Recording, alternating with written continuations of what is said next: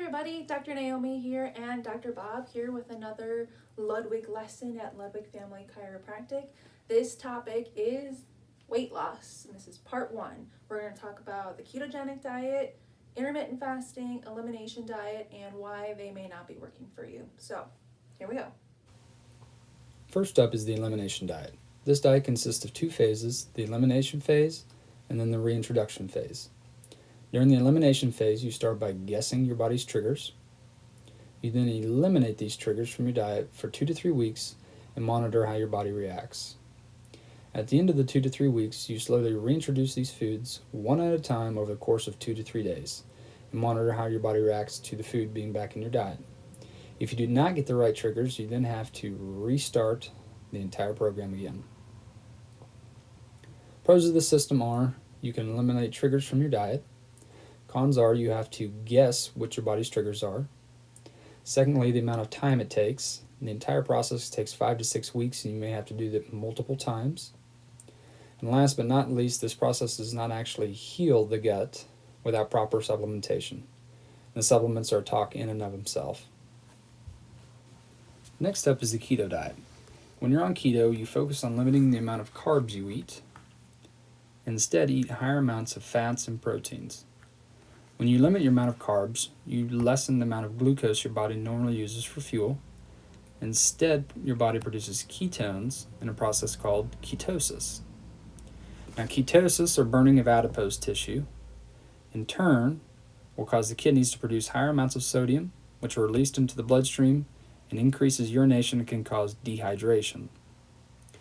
Now, the 2 pie charts in the upper right, the first one, carbs are less than 5%, proteins at 1/4, and fats at 70%. The second one, carbs are half, fats less than 30%, and proteins are at 20 to 35%. Can you guess which one's keto? That's right. The one on the left is the keto diet.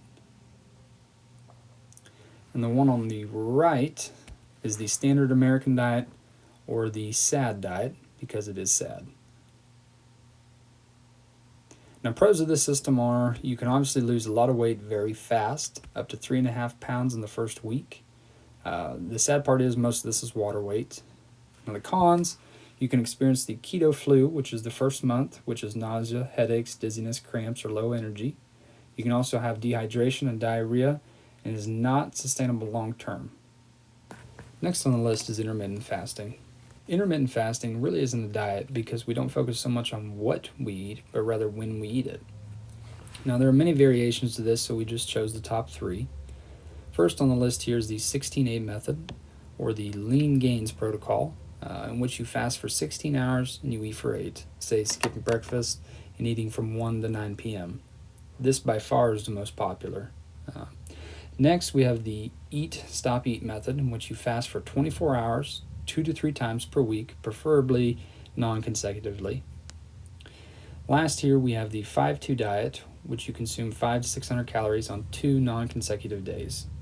Now, all these get about the same results. It really just depends on your personal lifestyle, okay? Pros, this process boosts human growth hormone up to 5 times, which in turn increases your fat loss and increases muscle gains.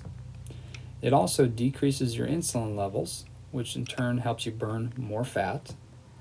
It's good for your body's cells. It actually increases cellular repair via autophagy.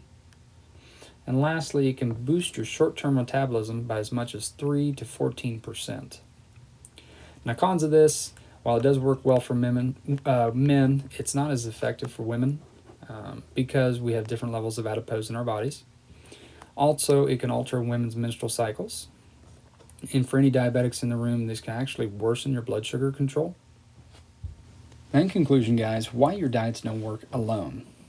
Now, I said you must maintain that 500 calorie deficit daily in order to lose weight. Now, this is almost impossible to do with just a diet, okay? Hint the exercise in part 2 of our Ludwig lessons. Also, I want you to focus more on the inches you're losing and not so much the scale. When you're burning adipose and fat tissue off, you're building muscle. Muscle weighs more than fat, so therefore the scale really doesn't show that the progress that you're making, okay?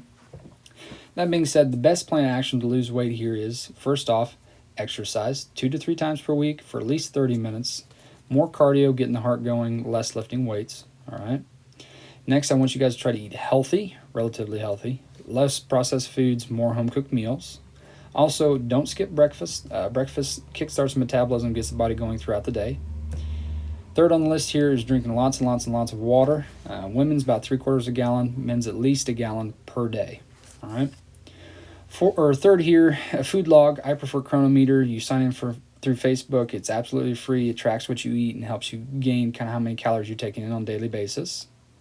Also, small meals, roughly 5 to 6 per day, is better than large meals 2 to 3 times a day. Again, it kickstarts the metabolism and gets your body burning more and more and more fat. Lastly, and probably most importantly, is adequate sleep, 7 to 8 hours per night. This is huge. This could be the main problem why you're not losing the weight. Okay. Now, that being said, if you're still not getting any results here, come on into the office, get food tested. The inflammation could be the reason why you're not losing the weight that you truly want to lose. If your body's inflamed, weight loss is almost impossible. Okay. Hopefully this video helped, guys. Be sure to like, comment, share. Any questions, give us a shout at 620-257-2040 or stop by the office. Thanks.